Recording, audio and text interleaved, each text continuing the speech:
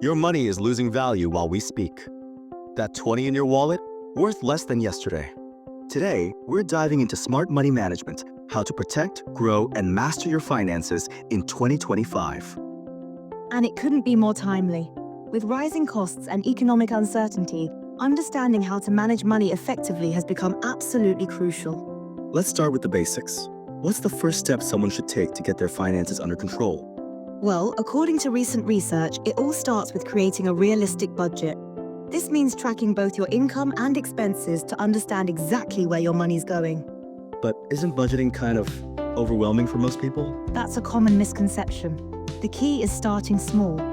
Recent studies show that even saving just $20 per paycheck can make a significant difference over time. Really? Just $20? Absolutely. It's not about the amount, it's about building the habit. Financial experts recommend starting with small, achievable goals rather than trying to save thousands right away. You know what's interesting?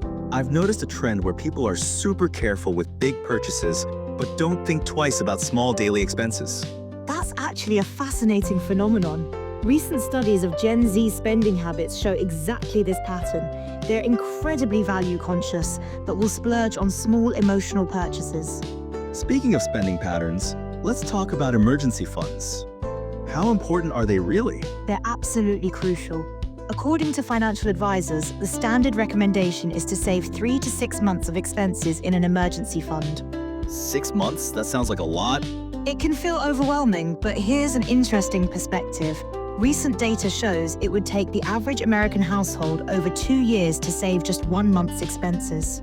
That's actually pretty concerning. It is, but there's hope. Financial experts recommend starting with a more manageable goal, like saving $1,000 first, then building from there. You mentioned something earlier about emotional purchases. Can you elaborate on that? Sure, there's this fascinating concept called affordable affluence that's emerging, especially among younger generations.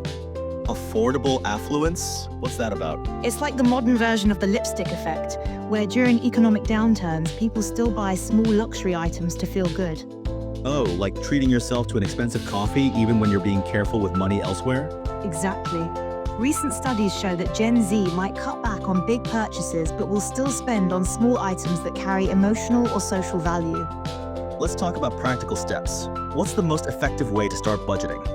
Research shows the most successful approach is to first identify all your income sources and then categorize your expenses into needs versus wants. And how do you recommend people track all this? Modern financial experts actually recommend using budgeting apps or digital tools. They make it much easier to monitor spending patterns and stick to your goals. Speaking of goals, what about debt? Should people focus on saving or paying off debt first? According to recent financial research, the best approach is to make minimum debt payments while building a small emergency fund, then tackle debt more aggressively. That makes sense. It's like having a safety net before going all in on debt repayment. Exactly. And here's an interesting statistic. Credit card interest rates are currently averaging about 16.43%. That's why having a strategy is so important. Those rates are pretty high. What about people who are struggling with debt right now? Many lenders actually offer hardship programs. These can include lower interest rates, reduced payments, or even temporary payment forbearance. I didn't know that was an option.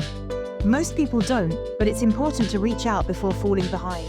Being proactive is key. Let's talk about automation. How important is it in managing money? Financial experts consistently recommend automation as one of the most effective tools for building savings. It removes the emotional aspect of money management. That's interesting, taking emotion out of the equation. Yes, because studies show our financial decisions are often driven by emotions rather than logic. Automation helps bypass that. What about investing? Should people focus on that too? Research indicates that while investing is important for long-term wealth building, it should come after establishing a solid emergency fund and managing debt. So it's really about building a strong foundation first. Exactly. Financial stability is like building a house. You need a solid foundation before adding the fancy features.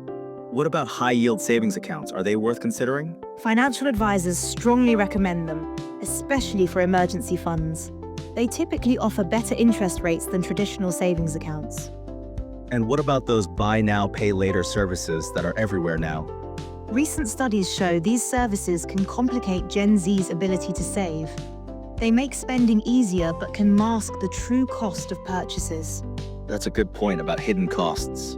Yes, and research shows that transparency in spending is crucial for maintaining financial stability. Let's talk about practical tips for our listeners. What's one thing they can do today? Financial experts recommend starting with a simple audit. Track every expense for a week. Most people are surprised by what they find, Even the small stuff? especially the small stuff. Studies show those small recurring expenses often have the biggest impact on our long-term financial health. What about setting financial goals? How specific should they be? Research indicates that specific, measurable goals are most effective. Instead of save more, aim for save $200 monthly. That makes it more tangible and achievable. Exactly. And studies show people are 42% more likely to achieve goals when they write them down and track progress. Any final advice for our listeners? Remember that financial stability is a journey, not a destination. Start small, stay consistent, and keep learning. And don't forget to track those expenses. Right, because as the data shows, awareness is the first step to financial mastery. Remember, your financial future starts with the choices you make today. And while that $20 might be worth less tomorrow, knowing how to manage it wisely will always be valuable. Thanks for joining us on this journey to financial mastery. Until next time, keep making those smart money moves.